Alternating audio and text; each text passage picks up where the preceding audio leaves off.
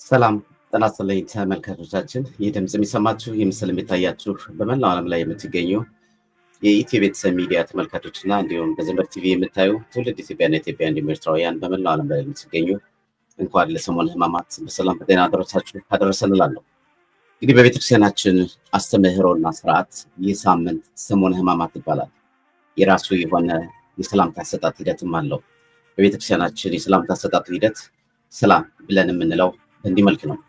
እንበለ ደዌ ወሕማም እንበለ ጻማ ወድካም አመከመ ዮም ያብጽሐኒ ያብጽሕክሙ እግዚአብሔር በፍስሐ ወበሰላም አሜን። ይሄ ወደ አማርኛ ሲተረጎምና ሲቀየር ያለ ደዌና ያለ ሕመም ያለ ጻማና ያለ ድካም እግዚአብሔር ለትንሣኤው ብርሃን እንደዛሬው ቀን በደስታና በፍቅር በአንድነት ያደርሳችሁ ማለት ነው። እንግዲህ እንደምታውቁት አብይ ጾም በሶስት ይከፈላል። ስለ አብይ ጾም ስናወሳና ስንነጋገር በመጀመሪያ ደረጃ አብይ ጾም ዘወረደ ብለን የምንጠራው ወይም ደግሞ የመጀመሪያው ጾመ ሕርቃል ብለን የምንናገረው የመጀመሪያው ዘወረደ የሚባለው ሰኞ ጀምሮ እስከ እሑድ ድረስ ያለው 7 ቀን የመጀመሪያው ክፍል ይባላል ማለት ነው። ሁለተኛው ክፍል ጌታችን አምላካችን መድኃኒታችን ኢየሱስ ክርስቶስ የጾመው ጾም ነው። ይህም ደግሞ ከቅድስት ሰኞ እስከ ሆሳዕና ዋዜማ ዓርብ ድረስ ያለው 40ው ቀን የጌታ ጾም ተብሎ ይጠራል። ዛሬ ደግሞ አሁን ያለንበትና ሁላችንም ደግሞ በዚህ ሰዓትና በዚህ ወቅት የጌታችን የመድኃኒታችን የኢየሱስ ክርስቶስን ሕማሙንና ሥጋውን የምንሰማበት የምናስተውልበት ከምንም በላይ እሱን እያሰብን መከራ የተቀበለው አባት እግዚአብሔር ዝቅ ብሎ ከፍ ያደረገንን እርሱ ወድቆ እኛን ያነሳንን ጌታ እሱ ደምቶ ደማችንን ያቆመውን ጌታ እሱ በመስቀል ተሰቅሎ በሞቱ ሕይወትን የሰጠንን ጌታ የምናስብበት የምንዘክርበት ሳምንት ከመሆኑ አንፃር የተነሳ ሰሙነ ሕማማት ይህም ጌታችን በአልዓዛር ቤት ለማዕድ ከተቀመጠበት የሆሳዕና ቅዳሜ ጀምሮ እስከ ሦር ቅዳሜ ያለው መከራን የተቀበለበት 8ቱ ቀን ሰሙነ ሕማማት ተብሎ ይጠራል። በአጠቃላይ የመጀመሪያው 7 ጌታ የጾመው ጾም 40 ቀን ሰሙነ ሕማማቱ 8 በአጠቃላይ 55 ቀን ማለት ነው። እንዲህ ከሆነ በኋላ ደግሞ ዛሬ ሁላችንንም የሰበሰበንና በዚህ መልክ እንድንነጋገር ያደረገን ዕለተ ማክሰኞ ላይ እንገኛለን። ዕለተ ማክሰኞ በቤተክርስቲያናችን እያንዳንዱ ቀናት የራሱ የሆነ ስያሜ አለው። ይህንን ዕለተ ማክሰኞን ስናይና ስንመለከት የጥያቄ ቀን የሚል ስያሜ ቤተክርስቲያናችን ሰጥተዋለች። ጥያቄው ድንገት የመጣ ወይም ደግሞ ድንገት የተከሰተ አይደለም። ጌታችን አምላካችን መድኃኒታችን ኢየሱስ ክርስቶስ ሰላምን በማወጅ ደረጃ የነቢያቱን ጥያቄ ለመስማት የነቢያቱን ጥያቄ ለመመለስ ፈኑ ዴከ ማርያም ከላይ ካርያም ልጅ እጅህን ላክልን። ምክንያቱም በየትኛውም መንገድ በየትኛውም ሰዓት ነቢያት ቢነሱ መድኃኒቱን ሊሰጡ አልቻሉም። መድኃኒት ላጣሃት መድኃኒት ሆኖ የተገለጠው አባት እግዚአብሔር እስከሚገለጥበትም ጊዜ ጀምሮ ያ የተስፋው ቃል የሚፈጸምበትን ቀንና ሰዓት ነቢያት በጉጉት ይጠብቁት ነበር። ለዚህም ነው ክርስቶስ ከመወለዱ በፊት አስቀድመን ነቢያት የሚጾሙትን ጾም የምንጾመው ማለት ነው። ነቢያት እያለቀሱ እያነቡ በጾም በጸሎት አምላካቸውን እግዚአብሔርን ሲማጸኑት የነበረበትን መንገድ ብርሃንን ከላይ ላከልን፣ ኃይልን ክንድን ከላይ ላከልን። ፈኑ ዴከ ማርያም ለቀረበለት ጥያቄ ምላሽ የሆነ አባት እግዚአብሔር ዛሬ በአይሁድ ዘንድ ጥያቄ ይጠየቅ ዘንድ በፊታቸው ቀረበ ይላል። ለጥያቄዎቻችን ሁሉ መልስ የሚሰጥ አባት እግዚአብሔር ሳንጠይቀው ያስፈልጋቸዋል ብሎ ለእያንዳንዳችን ያሰብነውን ነገር ሁሉ የሚያሳካ አባት ኃያልና ብርቱ የሆነው ጌታችን አምላካችን መድኃኒታችን ኢየሱስ ክርስቶስ በሸንጎ ፊት በአይሁድ ፊት ለጥያቄ መቅረቡን ቤተክርስቲያናችን ታስታውሳለች። ጥያቄው ግን እንዴት መጣ የሚለውን ነገር ስናይና ስንመለከት ጥያቄው እንደነገርኳችሁ ኦል ኦፍ ዘ ሰደን ወይም ደግሞ ድንገት የመጣ ጥያቄ አይደለም። ማክሰኞ ላይ የተጠየቀ ጥያቄ ብቻ አይደለም። ከዚህ አንፃር ስናይና ስንመለከት በተለይ በዕለተ ሆሳዕና መድኃኒት ያጣው ሕዝብ መድኃኒትነቱን ሲያውቅና ሲረዳ አስቀድሞ ገና ጌታ አምላካችን መድኃኒታችን ኢየሱስ ክርስቶስ በሚወለድበት ሰዓት በመላእክት አንደበት መድኃኒት እነሆ በዳዊት ከተማ መድኃኒት ተገለጠ ተብሎ የተነገረውን ያንን በመላእክት አንደበት የተነገረውን ሰውና መላእክት አንድ ላይ የዘመሩትን ዝማሬ ጨለማ ውጦት ለነበረ ብርሃንን የሚሰጠው ጌታ ታይቶ የማይታወቀው የብርሃን ጸዳል በቤተልሔም ፋና ወግ የሆነው በግልጽ የታየበትን ያንን የታላቁን ሰላም ድምጽ ሰውና መላእክት ተታርቀው በአንድነት የዘመሩበትና ሰውና መላእክት በአንድነት አምላካቸውን ፈጣሪያቸውን ያመሰገኑበት ስብሐት ለእግዚአብሔር በሰማያት ወሰላም በምድር ስምረቱ ለሰብ ብለው ያመሰገኑበት ያንን ታሪካዊ ሂደት አምላካችን መድኃኒታችን ኢየሱስ ክርስቶስ በመወለዱ መድኃኒት ሆኖ እንደተገለጠ መጽሐፍ ቅዱስ በግልጽ ይነግረናል። ያ የተገለጠው መድኃኒት ተወልዶም ካደገ በኋላ እንደ ሰው አደገ እንደሚል መጽሐፍ ማለት ነው።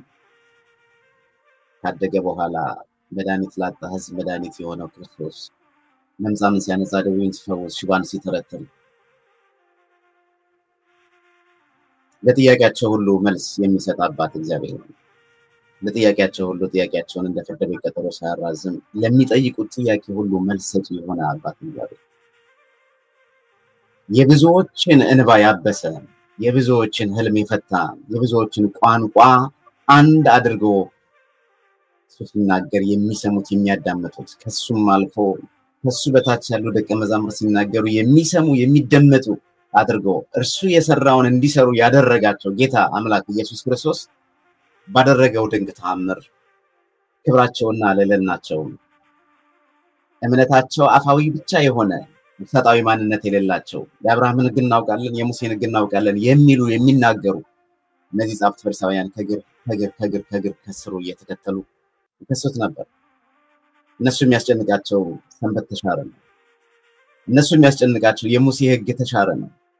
ስለሚሞተው ሰው ግድ የሌላቸው፣ ስለሚድነው ሰው ግድ የሌላቸው፣ ለምጻም የነበረው ሲነጻ፣ አይነ ስውር የነበረው የገሃዱን ዓለም ማየት የተሳናቸው አይነ ስውራን ማየት የተሳናቸው ሲያዩ እንደምትበረግግ እንቦሳ ሲበረግጉ ለነሱ ያደስታ አልነበረም። ማን ነው ያዳነ? በሰንበት እንዲህ ሊያድን የቻለው ማን ነው ያለ ይከሱት ነበር። ዓለማችን እንዴት ናት? ዛሬ ብዙዎች ሰባዊ ማንነታቸውን ክደው ስለሚሞተው ሰው ግድ የሌላቸው በጣም ብዙዎች ናቸው። ይልቁንም በሀገራችን በኢትዮጵያ ውስጥ በሚታይና በልጭልጭ በሆነ ነገር ውስጥ የተሸፈነ ልማት በሚል ውስጥ ተሸፍኖ ሞትን ተደብቆ ያለበትን ሂደት እናያለን፣ እንመለከታለን። በጣም ብዙ መከራዎች አሉ። ዓለማችን በብዙ መከራ ውስጥ ነው ያለችው። መከራው ግን የተሸፈነው ሁሉ ስናይና ስንመለከት ግን ልጭልጭ በሆነ ታይቶ በሚጠፋ ነገር ነው። ክብርና ዝናን የሚፈልጉ ሰዎች ብዙ ጊዜ ህይወታቸውና ተመክሯቸው ጭንቅላቸው ስለሚጠፋው ህዝብ ያዝኑ ያገኙ እነሱ የፈለጋቸውን ያደርገው። በዚህ ጉዳይ ላይ ምንም ችግር የለባቸው። ዓለማችን ይናት የጻፍት ፈሪሳውያን ጥያቄ ይሄ ነበር። ታዲያ መድኃኒት ሆኖ የተገለጠው ጌታ አባት ኢየሱስ ክርስቶስ 38 ዓመት ባልጋ ላይ ተኝቶ የነበረውን ሰው ልትድን ትወዳለህን ብሎ አድኖ ታሪክ የቀየረ ካልጋው ላይ መውረድ አይደለም፣ አልጋውን ተሸክሞ መሄድ የሚችልበትን ጉልበትና ኃይል የሰጠ አባት እግዚአብሔር ከዛም ባሻገር በቤተ ምኩራብ ውስጥ ገብቶ ምኩራብ በመለን በመናስብበት በቤታቸው ውስጥ የገረፈ ቤተ መቅደሱን ካጸዳ በኋላ ከዛም ገብርኄር በሚባልበት እውነተኛ ታማኝ አገልጋይ ማን እንደሆነ ከገለጸና ካስተማረ በኋላ ከዛም ኒቆዲሞስ በሚባልበት ሰዓት ላይ አይሁድ እግር ስር ከገማልያል አገር ስር ቁጭ ብሎ የአይሁድን ሕግና የአይሁድን መመሪያ ጠንቅቆ የተማረ ያወቀ የተረዳ ሁሉም ሰው በየቦታው በየውቀቱ የክርስቶስን ማንነት ገብቶ ተረድቶት ሲለወጥ ሲቀር ያዩ የተመለከቱ ከስር ጥያቄ ማካበት ጀመሩ። በምን መንገድ ነው ይህን ሰው የምናሳጣው? በምን መንገድ ነው የምንጥለው? የሰው ልጅ ድካሙ ይሄ ነው። ዛሬ ወንድሜን በመልጣለው፣ እህቴን በመልጣላት በምን አይነት መንገድ ያገኘችውን ነገር እንዳታገኝ ላድርገው? የሰው ልጅ ክፋቱ እጅግ በጣም ከፍቷል። ለዚህ ነው መጽሐፍ ቅዱስ የሰው ልጅ ክፋት እንደምድረ በዳ ሰጎን ጨከነ ይላል። ጭካኔያችን እጅግ በጣም ከፋ። ሰው ለሰው ጨከነ።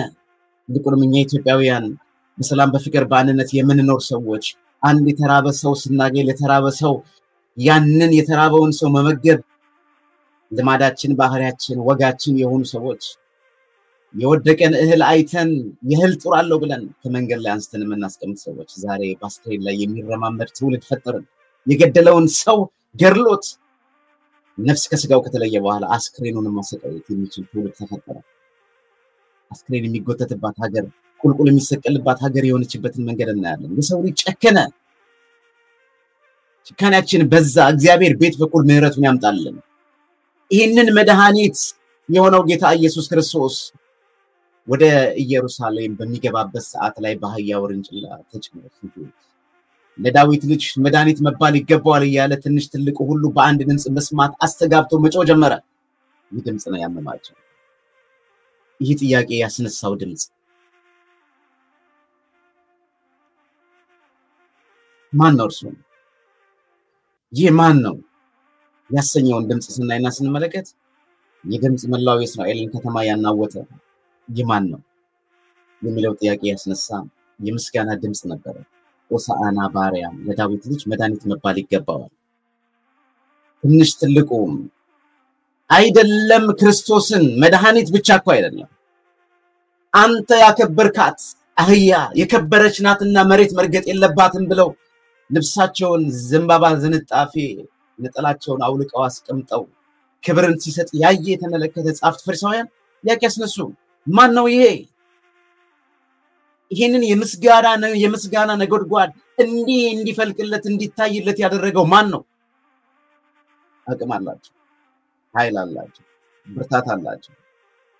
በብርታትና በአቅማቸው ስጋዊ በሆነ ማንነታቸው ማድረግ የሚችሉትን ሁሉ አደረጉ። ህዝቡን ዝም ለማድረግ ሞከሩ። ህዝቡ ግን አስተጋብተው ይጮህ ነበር። ጥያቄ ያስነሳውን ምስጋና ያሰሙ ነበር። ያን ሰዓት ህዝቡን በሚፈልገው በደካማ ጎኑ ታክስ እንጨምርብሃለን፣ እጥፍ ታክስ እንድትከፍል ትሆናለህ እያሉ ሲሉ ህዝቡ ዝም አለ። ህዝቡ ዝም ቢል ህፃናት ግን ፍቅራቸውን ለመግለጽ ዝም አላለም።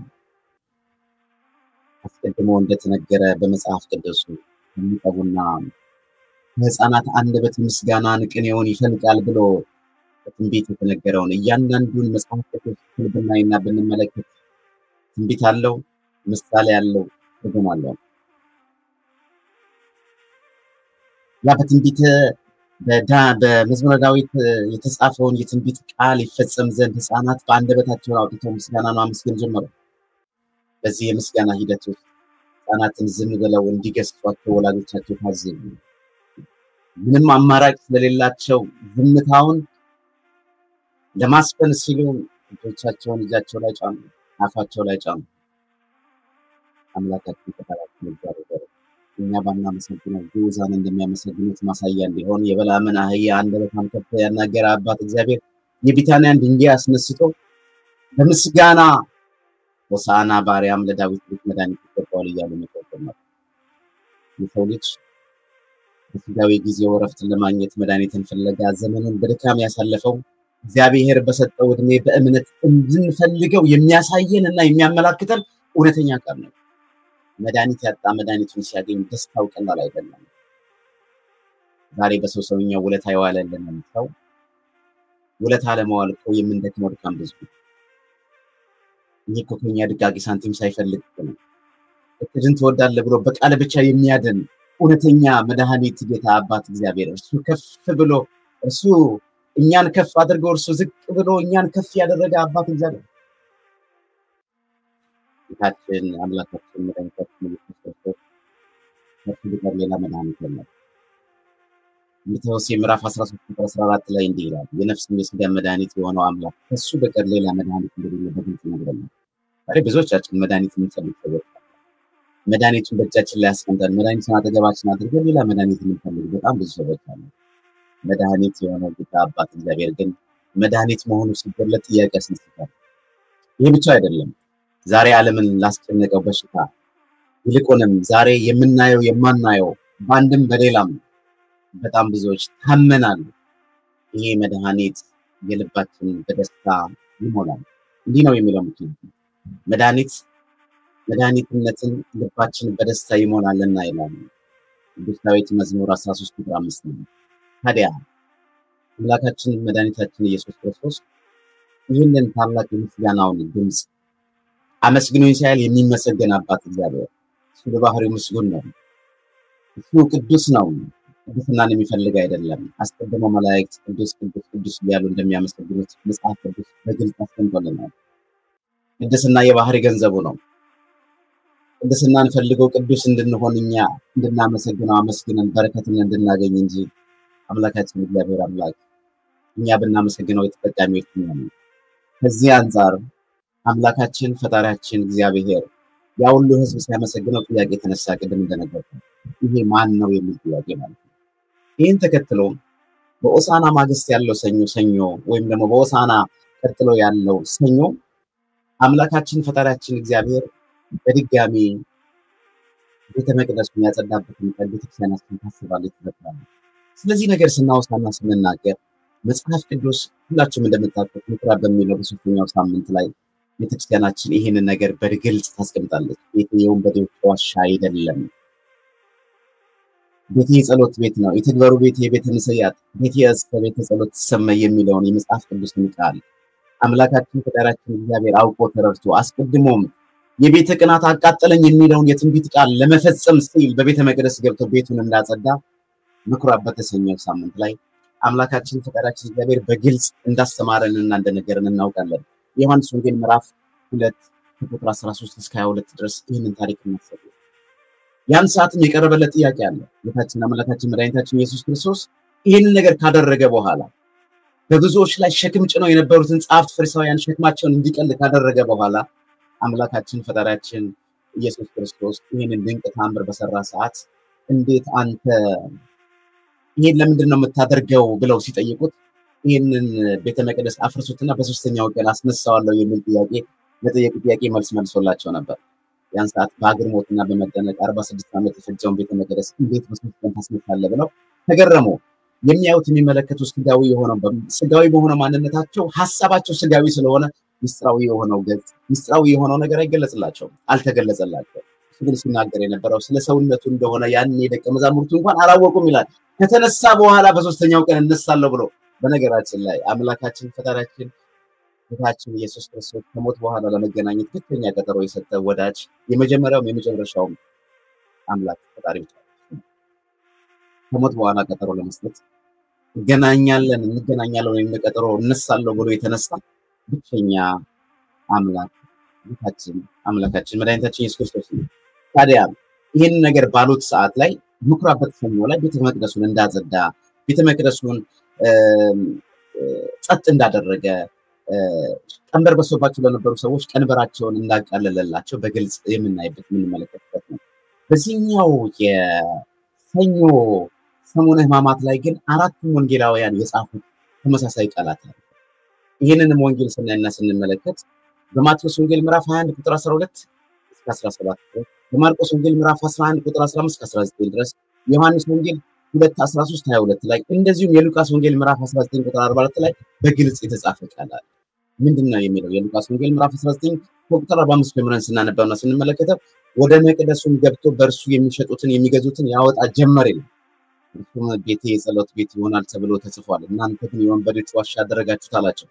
ዕለት በመቅደሱ ያስተምር ነበር፣ ነገር ግን የካህናት አለቆችና ጻፍቶችም የሕዝብ ታላላቆች ሊገሉት ይፈልጉት ነበር ይላል።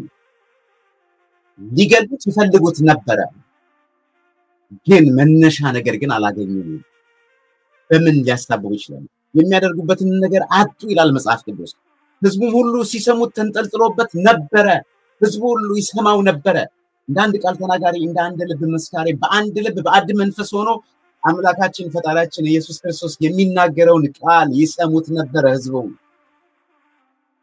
ዛሬ አምላካችን ፈጣሪያችን እግዚአብሔር ያጣው ይሄንን እንደኔ የሚናገርለትን ሰው አይደለም ያጣው።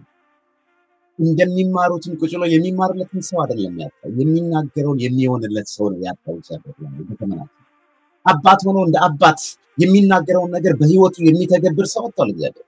ይህም ከመሆኑ አንፃር የተነሳ ዛሬ 24 ሰዓት በማያቋርጥ ስብሐተ እግዚአብሔር በሚደርስባት ሀገር እግዚአብሔር ተብላ የተነገረችላት ኢትዮጵያ ውስጥ በማያቋርጥ ደም ይፈሳል። ዛሬ የሰው ልጆች ቀን በቀን ይራባሉ፣ በረሃብ ይሞታሉ። የሰው ልጆች ቀን በቀን በስደት ውስጥ በድካም በበሽታ ይሞታሉ፣ ይረግፋሉ።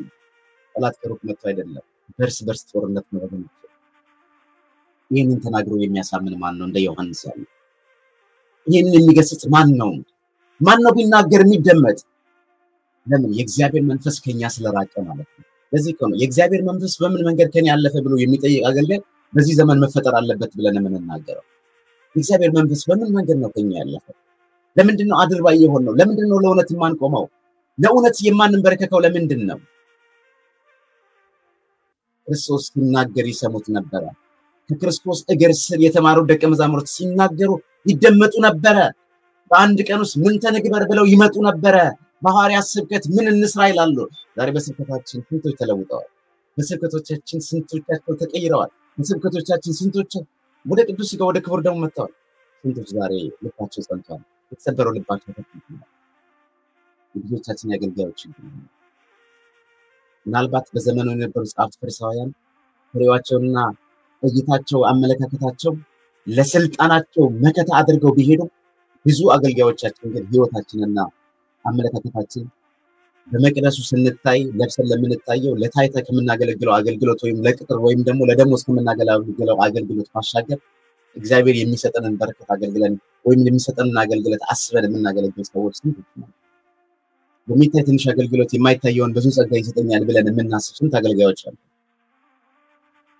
ጻፍት ፈሪሳውያን ክብራቸውንና ልዕልናቸውን ስላስቆመባቸው ለምን ኃያልና ብርቱ የሆነው አባት እግዚአብሔር እርሱ እንደሆነ ብቻ በመጽሐፍ ቅዱስ ስለተገለጸ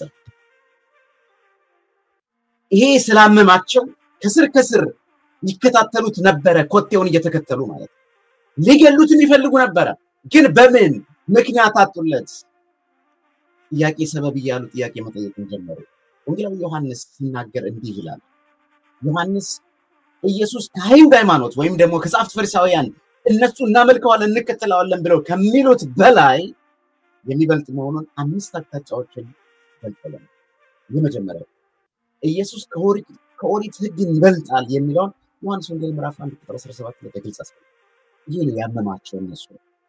ይሄ ነው ዛሬ ጥያቄ እንዲፈጠር በጥያቄ መሰረት ጥያቄ ብናቀርብለት በዚህ መንገድ እንጥለዋለን ብለው ለመጣል ክርስቶስ ሆይ ጥያቄዎቻችን መልስ መላቸው ክርስቶስን ጠይቆ ያፈረማል። ክርስቶስ እንደዚህ ጠንቶ ያፈረማል ነው። ጌታውን ተማጽኖ ልቡ ያላረፈለት ማን ነው? ደቀ መዛሙርቱ በመጨረሻው ደብረ ዘይት በምንለው የአብይ ጾም እኩሌታ ላይ የቀረበለትን ጥያቄ እንትኑና አብራርቶ አይደል እንደ መልሰው መቼ ይሆናል የዓለም ፍጻሜ? በሁለት መንገድ ተንትኖ አሳይቷቸዋል። ማንንም እንዳያስታችሁ ተጠንቀቁ። ምን ማለት ነው ይሄ? 1 2 3 ብሎ አብራርቶ መልሷል። ተዘጋጅታችሁ ኑሮ። ምንድነው የምንዘጋጀው? ሌባ በምን ጊዜ እንደሚመጣ አታውቁምና በራችሁን ቆልፋችሁ ጠብቁ፣ ምን ጊዜም ዝግጁ ሆናችሁ ብሎ አብራርቶ የመለሰበትን ነገር እንመለከታለን። የነዚህ ግን የጻፍት ፈሪሳውያን ጥያቄ ግን ጥያቄያቸው በእርግጠኝነት መናገር እችላለሁ አንድም ተንኮል አለበት፣ አንድም ክፋት አለበት፣ አንድም እንደገና ደግሞ ይሄንን ብለን ይሄንን እንለዋለን የሚል ጥያቄ ስለሆነ ማለት ነው። ስለዚህ አምላካችን ፈጣሪያችን እግዚአብሔር ወይም ኢየሱስ ክርስቶስ ኢየሱስ ከኦሪት ሕግ ይበልጣል የሚለውን በግልጽ ስለነገራቸው፣ ሁለተኛ ላይ ኢየሱስ ከቤተ መቅደስ ይበልጣል። ኢየሱስ ከቤተ መቅደስ ይበልጣል ሲባል የቤተ መቅደሷ መሪ ሰሪ እሱ ስለሆነ ማለት ነው። እነሱ ግን የሚያዩት የሚመለከቱ ቤተ መቅደሱን መጥተው ሲያጸዳ በጅራፍ እየገረፈ ሲያወጣ እንዴ ይሄ ቤተ መቅደስ እነ ሙሴ ይሄ ቤተ መቅደስ እነ ሰሎሞን ምኩራብ ተብሎ በሚነገርበት በዛን ዘመን መስዋዕት ይሰውበት ነበር እነ ሙሴ እና አብርሃም ብለው ሲመጻደቁ ነበር። ግን የመርከቧ መሪ አምላካችን ፈጣሪያችን እግዚአብሔር ነው። መርከቧን የሚመራት መሪ ክርስቶስ እርሱ ብቻ ነው። ክርስቶስ መርከቧን ካልመራት በማዕበል ትጨነቃለች፣ በማዕበል ትመጣለች። ስለዚህ በክርስቶስ ክርስቲያን በወልድ ውሉድ የተሰኘን እኛ ውሉደ አማንያን ወይም ደግሞ እኛ ክርስቶሳውያን ነን ብለን የምንናገረው የክርስቶስ ልጆች ነን ብለን የምንናገረው ዛሬ የተመሰረተችው በክርስቶስ ደም ነው ብለን እንናገራለን። ቤተክርስቲያን በክርስቶስ ደም የታነጸች ነች ብለን የምንናገረው መሰረቷ እሱ ስለሆነ ነው። መሪው እሱ ስለሆነ ነው። የመርከቡ መሪ እሱ ስለሆነ ነው። በነገራችን ላይ መርከብ ስታዩ ስትመለከቱ መሪው ልክ እንደ መኪና መሪ አይደለም። መሪው በመስቀል ቅርጽ የተሰራ ነው። የመስቀሉ ደግሞ ጌታ ኢየሱስ ክርስቶስ ነው። ስለዚህ አይደለም ይቅርና ሰማያዊቷን ክብር የምታሰጠው ምድራዊቷ ቤተክርስቲያን ይቅርና ሰው የሚሄድበት ሰው የሚሳፈርበት መርከቡ መስቀል ነው መሪው። የዚች መርከቧ መሪ ክርስቶስ ነው ብለው ስለሚያምኑ ያደረጉት ነው። ማን ተቀይሮ እንደሆነ አላውቅም። ኢየሱስ ከቤተ መቅደስ ክብር ይበልጣል። እንደምን ብያለሁ? ኢየሱስ ከቤተ መቅደስ ይበልጣል ብያለሁ። እዚህ ጋር ደግሞ ኢየሱስ ከቤተ መቅደስ ክብር ይበልጣል። ዮሐንስ ወንጌል ምዕራፍ 1 ቁጥር 14 ነው። እነሱ ዓላማቸውና ፍላጎታቸው የቤተ መቅደሱ ክብር ከክርስቶስ ይበልጣል ብለው ስለሚያስቡ ማለት ነው። ከክርስቶስ ያነሰ ነው ብለው ስለሚያስቡ ማለት ነው። ስለዚህ ይሄንን በግልጽ ወንጌላዊ ዮሐንስ አስቀምጧል። አራተኛው ኢየሱስ ከበዓላት ይበልጣል። በጣም ሲጨነቁ የነበሩት ጥያቄዎቻቸው ሁሉ ስናይና ስንመለከት ለምን በበዓል ይሄን አደረገ? ለምን በበዓል ይሄንን ፈወስክ? ለምን ለምጻሙን አነጻኸው? አይነ ስውሩን ለምንድን ነው በበዓል አይኑን ያበራህለት? መጻጉዕ የተሰኘውን 38 ዓመት በደዌ ዳኛ በአልጋ ቁራኛ ተይዞ ያለውን ሰው ለምን በሰንበት ፈወስከው? ለበዓላት ይጨነቃሉ። የበዓላት ሁሉ ጌታ ኢየሱስ ክርስቶስ እንደሆነ ግን በግልጽ መጽሐፍ ቅዱስ ይነግረናል። ይሄ የእነሱ ራስ ምታት ነው። አምስተኛውና የመጨረሻው ኢየሱስ መመለክ የሚገባው ጌታ እንደሆነ በግልጽ አስተምሮናል። የዮሐንስ ወንጌል ምዕራፍ 9 ቁጥር 38 እንደዚሁ ምዕራፍ 20 እና 28 ላይ በግልጽ ተቀምጧል ማለት ነው። ስለዚህ አምላካችን መድኃኒታችን ኢየሱስ ክርስቶስ በግልጽ እንደዚህ ያስቀመጠው ይህ ነገር ለሐዋርያት ትልቅ ራስ ምታት፣ ለእነዚህ ጻፍት ፈሪሳውያን ትልቅ ራስ ምታት ነበር። ታዲያ አምላካችን መድኃኒታችን ኢየሱስ ክርስቶስ ይህን ተከትሎ ማክሰኞ ዕለት ምንድነው የተፈጸመው የሚለውን ነገር እንመልከትና በዚህ በማክሰኞ ሂደት ውስጥ ስናይና ስንመለከት እንደነገርኳችሁ ይህ ሰሞነ ሕማማት የክርስቶስን መከራና ስቃይ የምናስብበት ስለኔ ሲል መከራ ተቀበለ ብለን ወድቀን ስንነሳ በወድቀን በመነሳታችን ውስጥ እርሱ ወድቆ እኛን ያነሳንን እርሱ እንደሆነ የምናስብበት ሂደት ነው። ታዲያ እነዚህ ጻፍት ፈሪሳውያን ቅድም እንደነገርኳችሁ ባሉት መጽሐፍት በአራቱ ወንጌላውያን ላይ እንደተጻፈው በዚህ ዕለት ጌታችን በቤተ መቅደስ ረጅም ትምህርትን ስላስተማረ ዕለቱ የትምህርት ቀን ተብሎ እንደሚጠራ አባቶቻችን ይነግሩናል። ግን እነዚህ ጻፍት ፈሪሳውያን ተሰብስበው ትምህርት ሲማር ሲጠይቅ ወይም ደግሞ ሲናገር የነበረውን ጌታችን አምላካችን መድኃኒታችን ኢየሱስ ክርስቶስ ሲጠይቅ መሰንበቱን መጽሐፋዊ ስርዓቱን እንዴት እንደሆነ በግልጽ እናያለን። በዚህ ዕለት ጌታችን መድኃኒታችን ኢየሱስ ክርስቶስ ስለ ስልጣኑ ጠይቀውታል። ስልጣንን የሚሰጡት አባቱ እግዚአብሔር ስልጣን ከሆነ ብለው ጠይቀውታል። ሁሉም ሹመትን የሚሾም በገንዘብ አይደለም፣ በዘር አይደለም፣ በተውበት በግቦ ለእያንዳንዳችን የሚያስፈልገንን ጸጋ ሰጥቶ ሀብተ ረድኤቱን በላያችን ላይ ከሰዎች ዘንድ እንደ ባሪያ ማዕረግ እንዲመለከት ሰዎች እንዲያው እንዲመለከት ጸጋ ማለበት ነበር። እግዚአብሔር ስልጣን ስለስልጣኑ የተጠየቀበት መንገድ ነው። ጥያቄዎቹ የካህናት አለቆች፣ የሕዝብ አለቆች ሲሆኑ ጥያቄው በማን ስልጣን እነዚህን ታደርጋለህ? ይህንን ስልጣን የሰጠህ ማን ነው? እንደነገርኳችሁ ከኋላ ጀምረን ስናይና ስንመለከት በፈውስ ሂደት ውስጥ በጣም በርካታ ሰዎች ተፈውሰዋል። እነዚህ የፈውስ ስርዓቶች እንድታከናወን እንድታደርግ ቤተ መቅደሱን ላይ ገብተህ እንድትገባበት ማን ነው ስልጣን የሰጠህ? ይህ ጥያቄ ተንኮል ያለበት ጥያቄ ነው።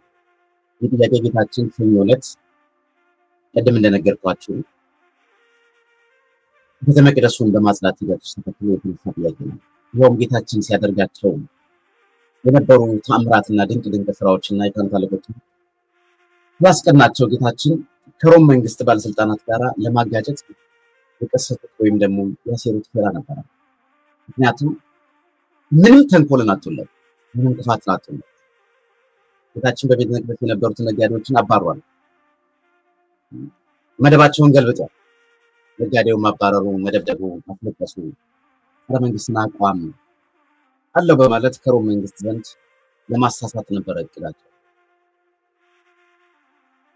ከዚህም ጋር የተነሳ ጌታችን ግን የፈሪሳውያንን ጠማማ ሐሳብ የልባቸውን ክፋት ስለሚያውቅ ለምን ልብና ኩላሊትን አይደለም ያሰቡትን አይደለም የሚናገሩት ያሰቡትን ገና እንናገራለን ብለው በህሊናቸው የሚያመላልሱት ነግቆ የሚያውቅ አባት እግዚአብሔር አስቀድሞ ለጥያቄያቸው ጥያቄ ነው ይጠይቃል። በነገራችን ላይ ዓለማችን እንዴት ነው? ዛሬ በጣም በርካታ ሰዎች ጥያቄዎች ይጠይቃሉ። ይሄን ብናደርግ እያንዳንዳችን በህይወታችን ውስጥም አንድን ጥያቄ ለመጠየቅ ስናስብ ከጥያቄው ጀርባ ያለውን ተልዕኮ አልመንና አስበን ማወቅ ግዴታችን ነው እንደ አንድ ክርስቲያን ማለት ነው። ጥያቄዎችን በምንጠይቅበት ሰዓት ላይ ጥያቄዎቹ ሊያስከትሉ የሚችሉ ነገሮች ምንድን ናቸው? ዛሬ በዘመናችን የምናያቸው የምንመለከተው እናያለን። ጻፍት ፈሪሳውያን ያያያዙት ከሮም መንግስት ጋር ነው። ዛሬ ኢትዮጵያ ውስጥ ከቤተ መቅደሱ ጀምሮ እስከ ቤተ መቅደሱ አፋ ውጪ እስካለው ድረስ ሂደት ስናይና ስንመለከት ለእውነት የቆሙ ሰዎች በሰበብ ይከሰሳሉ። አንተ የፋኖ ደጋፊ ነው ይባላል። አንተ የብልጽግና ተቃዋሚ ነው ይባላል። በሐሰት ይመሰከርባቸዋል። ሊጥሉት የፈለጉትን ሰዎች ካባ ለብሱታል፣ የሐሰትን ካባ ይደርቡለታል። በዚህ መንገድ የመከራን ግፍ ይቀምሳል። ዓለማችን እንዲህ ነው። በጣም ብዙዎች ይፈደዱ ነው ከቤተ መቅደስ። እውነትን የሚናገሩ ሰዎች ዛሬ አፋቸው ላይ ተለጉመዋል። ስለ እውነት እንዳይቆሙ አድርገዋቸው። ለሚቀርብላቸው ጥያቄ ሁሉ እውነትን መናገር፣ እውነትን መመለስ የሚፈልጉ ሰዎች እውነትን እንዳይናገሩ በአዋጅ ደረጃ በአደባባይ ደረጃ እንዳይናገሩ ተደርጓል። ከተናገሩ ሊደርስባቸው የሚችለውን ነገር ከማሰብ አንጻር የተነሳ ዛሬ ብዙዎች ዝምታን ነበር። ከዝምታም አልፈው እንደገና እውነትን እንነጋገር ከተባለ ብዙዎች አዳሪነትን ነበር። ለሾማቸው፣ ለመረጣቸው፣ ለቀባቸው፣ ስልጣንን ለሰጣቸው መገዛታቸውን ትተው ዛሬ ምድራዊ ጠፊ፣ ዛሬ ታይቶ ነገ ለሚጠፋው መንግስት የሚያጎበድዱ የሚገዙ በጣም ብዙዎች ናቸው። ታዲያ እንዴት እግዚአብሔር ይቅር ይበለን? ታዲያ እንዴት የምሕረት እጁን ወደ እኛ ይመልስ?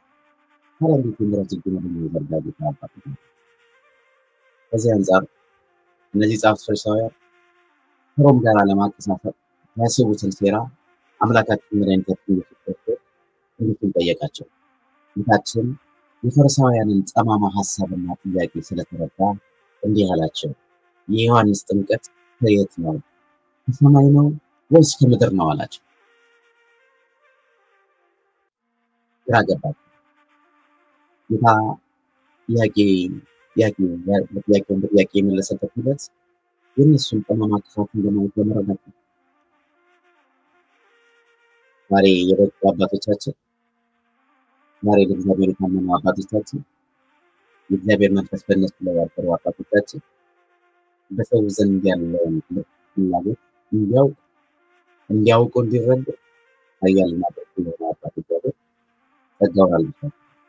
ጴጥሮስን ማየት ይችላል። ሐናንያና ሰጲራን ስንመለከት መክረው የመጡትን ነገር የእግዚአብሔር መንፈስ ቅዱስ ያካሉ ዘንድ ሰይጣን በልባችሁ ስለምን ይህንን ክፉ ነገር እንድታስቡ ይህንን ሀሳብ በልባችሁ ጴጥሮስ መካከሉ አልነበረም። ዛሬም አለ። ለዚች ቤተክርስቲያን ለዚች ሀገር የሚጸልዩ የሚሆነውን ነገር አርቀው አስበው የሚናገሩ የሚያዩ ተደማጭነትን ያጡ ስለ እውነት የሚናገሩ ስለ እውነት የሚቆሙ ምን ያደርጋል? አምላካችን ፈጣሪያችን እግዚአብሔር በእነሱ እንባ በእነሱ ጸሎት ዛሬም በምህረቱ ገብተን እንድንወጣ በመቅደሱ በድፍረት የሚሆን በኃጢአተኛ አንደበታችን ገብተን እንድንቆም መቼ ነው የምንስተካከለው? መቼ ነው የምንታረመው? መቼ ነው ከስብራታችን የምንጠገነው? መቼ ነው ይሄ ደነደነ ልባችን የሚሰበረው የሚለውን ነገር ሁላችንም ጊዜ የምንጠብቀው። ግን መመለስ ግን ሚዛን የደፋ ምርጫ ነው። ወደ እግዚአብሔር በምንመለስበት ሰዓት እግዚአብሔር አምላክ ወደ እኛ እንደሚመለስ መጽሐፍ ቅዱስ ይነግረናል። እግዚአብሔር በሚመለስ ሰዓት ሳለጥሩት ቀርቦም ሳለጥሩት በሰው መንገድን በደለኛ ምስክር ወደ አምላክ ወደ እግዚአብሔር ይመለሳል። ምን ወደ እናንተ ነው? ስለዚህ አምላካችን ፈጣሪያችን እግዚአብሔር የእያንዳንዳችንን መመለስ መቀየር ይፈልጋል። ለጥያቄያችን ለምናቀርበው ጥያቄ ሁሉ አስበንና አልመን ማቅረብ መቻል አለብን። እነዚህ ጸሐፍት ፈሪሳውያን ያቀረቡለት ጥያቄውን ሲጠይቃቸው በጣም የተገረሙት። ጸሐፍት ፈሪሳውያን ያቀረበላቸው ጥያቄ ቀጥተኛ ጥያቄ ስለሆነ ምላሽ አልሰጠም። እነሱ ግን ፈሪሳውያን ያቀረቡት ጥያቄ ቀጥተኛ ምላሽን ባይሰጣቸው፣ ምክንያቱም ጥያቄ ለተሰጡት ዓላማ ማሳካት አመቺ ሁኔታውን ስለሚፈጥር ጥያቄውን በጥያቄ መልሶላቸዋል። እነርሱም አስበዋለሁ ከሰማይ ነው ከምድር ነው የሚለውን ነገር ይህ የዮሐንስ ጥምቀት ከየት ነው ከሰማይ ወይስ ከምድር የሚለውን ነገር ለመናገር እነሱ ማሰብ ጀመሩ። ምክንያቱም በልቡ ክፋትን ያሰበ በልቡ ተንኮል ያለበት ሰው ሁሉ የሚያስበው ክፋትና ተንኮልን እንጂ መልካምን ቀናን አይደለም። ዛሬ በጣም ብዙ ሰዎች ክፋትና ተንኮልን ነው የምናስበው። ከዚህ ከክፋትና ተንኮል መውጣት ያስፈልጋል። እግዚአብሔር የተሰበረ ልብን ይፈልጋል። እግዚአብሔር ቅን ልብን ይፈልጋል። እግዚአብሔር ንጹህ ልብን ይፈልጋል። ከሰማይ ነው ብንለው አሉ ለምን አላመናችሁበትም ሊለን ይችላል። ከሰው ነው ወይም ከምድር ነው ብንል ደግሞ ህዝቡ ዮሐንስን እንዳባት ፈሩት፣ እንደመምህርም ያከብሩት ነበርና ህዝቡ እንዳይጠላቸው ስለፈሩ ከወዴት እንደሆነ አናውቅም ማለት ነው። ከወዴት እንደሆነ አናውቅም። ክርስቶስም መለሰና እንዲህ አላቸው፣ እኔም በማን ስልጣን እነዚህ እንደማደርግ አልነግራችሁም አላቸው። ይህንን ጥያቄ በመጠየቃቸው እርሱ የሚያደርጋቸው ተግባራት ሁሉ በእርሱ ስልጣን እንዲደረግ አጥተውት አልነበረም። በነገራችን ምክንያቱም ክርስቶስ በራሱ ኃይልና ስልጣን እያደረገ እንዳለ እየፈወሰ እንዳለ ሳያውቁት ቀርተው አይደለም። ነገር ግን ምን እንደነገርኳችሁ ከባለስልጣኑ ጋር ለማጋጨት ያሴሩትን ሴራ ስለነበረ ማለት ነው። ያ ሴራ ለማክሸፍ ነበረ ክርስቶስ ጥያቄውን በጥያቄ መለሰላቸው። እነዚህ ልባቸው በጣም የተፋ በጥርጥር ስለተሞላ ነበር እንጂ ዛሬም ቢሆን ስራን በሰራን ጊዜ ከልዩ ልዩ ወገኖቻችን የሚመጡ ፈተናዎችን መልካም ስራዎችን እንቅፋት ሊሆኑ እንደሚችሉ ለመገንዘብ አይፈም። በጎ ነገር በሰራን ሰዓት ዛሬ መጥፎ ነገር እንደሰራን ተደርጎ የሚቆጠርበት ሂደት ያለን እንመለከታለን። ይህ ምናልባት ብዙዎቻችን ስብራት ውስጥ ሊከተል ይችላል። ይህ ብዙዎቻችን ሊያሳዝን ይችላል። ግን እልፍ ስንል እልፍ እንደምናገኝ ካወቅን በትዕግስት ነገር ብናልፋት አምላካችን አብዝቶ ሊሰጠን ይችላል። ለምሳሌ በክርስትና ህይወት ውስጥ ስጋውን ከወር ደሙን ለመብላት ለመጠጣት ወይም ለመቀበል ወይም ደግሞ የሥላሴን ማዕተብ በግንባራችን ላይ ለመሳም አምነንና ተረድተን ንስሐ ገብተን በንስሐ ህይወት ውስጥ ለመቀበል በተዘጋጀንበት ሰዓት ላይ ሰይጣን ሌላ አይነት ነገር ሊያመጣ ይችላል። በልባችን ውስጥ ሌላ ጥያቄ ሊያመጣ ይችላል። ሁለታችን ባልና ሚስት መካከል ውስጥ ወይ ደግሞ አሁን ብትቆርብ እኮ ቆረብክ ማለት ታሰብክ ማለት ነው የሚል ጥያቄ እንዲፈጠር ያደርጋል። ስናይና ስንመለከት እነዚህ ሁሉ ስናያቸው ለበጎ ነገር እናገኛለን ብለን ላሰብናቸው በጎ ነገሮቻችን እንቅፋት ሊሆኑ የሚነሱ ጥያቄዎች ይመጣሉ። ሰው እንደ ሰው ሙሉ አይደለም። ማናችንም ብንሆን ኃጢአተኞች በደለኞች ነን። ከሰው ስህተት ከብረት ዝገት አይደለም። ሰው ሆኖ የማይስከፋ ብረት ሆኖ የማይዘግ እንጨት ሆኖ የማይገስ ማለት ነው። ወድቀን የማንነሳበት ምንም ነው። ሰዎች ነን፣ እንወድቃለን፣ እንነሳለን።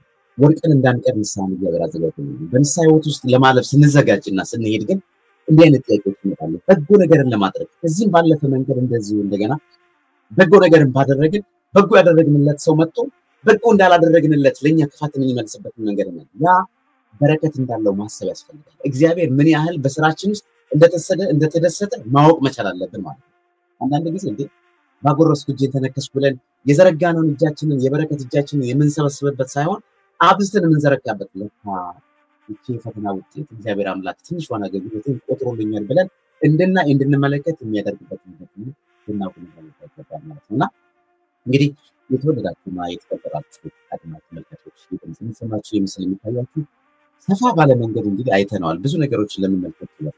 ይሄ ሰሞነ ሕማማት ማክሰኞ የጥያቄ ነው። አምላካችን ፈጣሪያችን ኢየሱስ ክርስቶስ በአይሁድ ዘንድ ጥያቄ ቀርቦለት በጥያቄያቸው ጥያቄውን በጥያቄ የመለሰበት ሂደት እናማክራለን እና ያለን እንመለከታለን ማለት ነው። አሁንም ሊረቱት አልቻሉም።